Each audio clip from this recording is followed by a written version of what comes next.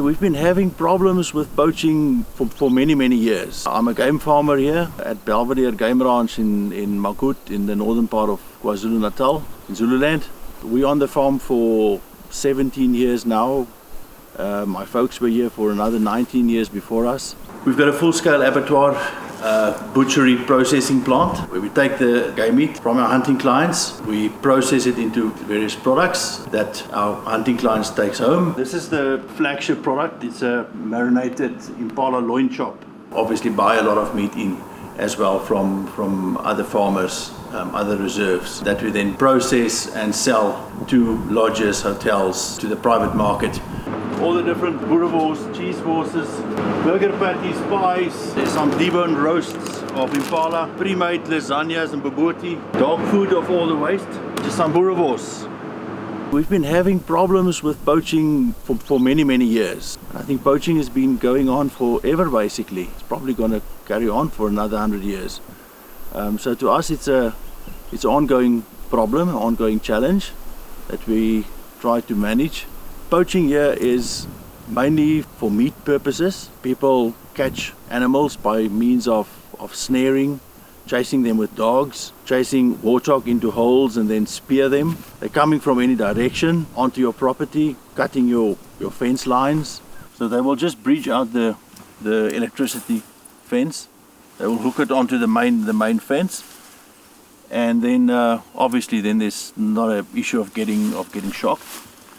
And then they will cut the fence, and they will cut it on top and at the bottom, and then one side they will leave. So this becomes a door that they can just open, and it's easy for them to run.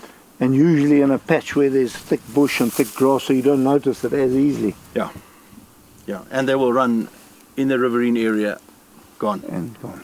That was our last incident. That was actually on the outside of the farm. The local community, they will phone the poacher, tell them I want an impala or a kudu or a nyala or whatever, and they will then try and catch these animals for them. Remove them from your farm and sell them for a fraction of the price, which to us is actually very hard. So an animal that might be worth 10,000 rand, they will sell for $1,000. They normally will catch impala, nyala, warthog, the odd kudu. The odd bigger animal will be caught in a snare, buffalo, wildebeest every now and then, but that's much more tough animals. So they will break the snare and move on. This area we're in now is where we've had our last incident of poaching. The guys came in through the fence with their dogs, obviously with a whole bunch of snares. And they look for thick areas, thickets, where they can put snares like every 2-3 meters apart. They put their snares. And they will form them in a funnel form, and with a horseshoe at the end. So with the dogs, they will come, they will chase the animals through the area, and eventually they will end up in this funnel with 100 snares. And inevitably, out of a herd of 50 animals, you are going to catch 5, and then obviously it gives them the opportunity to kill them. In our incident here, we had 9 animals. They took only 1. The other animals was just lying here, dead, rotten. You cannot cover the whole area every single day. It's just impossible. So by the time you see vultures flying, or you drive past and you smell, then you find the animals lying there dead. So they really waste a lot. They took 1 and they left the farm. Then they go with that animal back to the main road. Once they're at the main road, they will hide it there. They will put a marker on the road. It might be just a branch or a stone or a bottle on the fence, or any form of mark that they phone through to the pickup vehicle. And then that vehicle will then drive past. They'll know more or less where it is. They'll see the marker on the road, stop, pick it up and go. We found private vehicles coming from neighboring towns. We had once a police guy that we caught.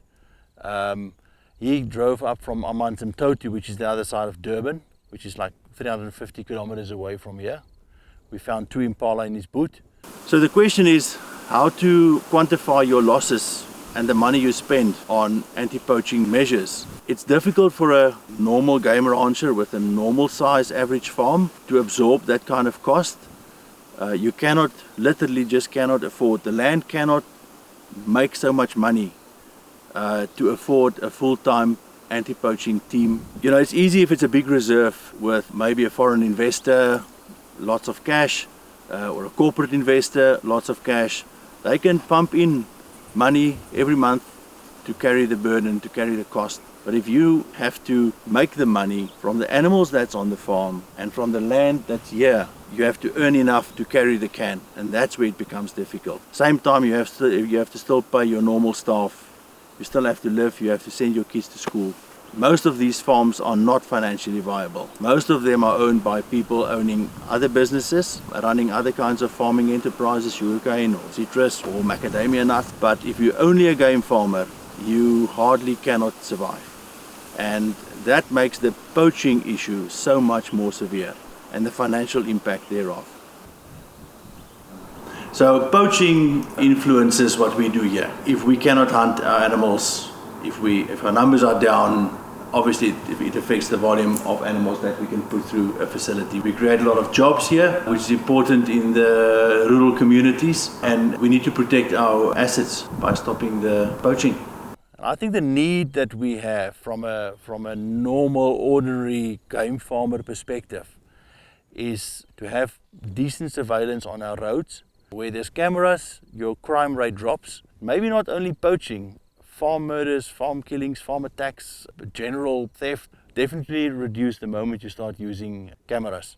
It's physically impossible to do it on everyone's perimeter fence. You need a camera like every 100 or 200 meters. For every farmer, it just becomes not feasible. But on the main roads, definitely, because we can stop the cars, search them, and then obviously catch the guys doing it.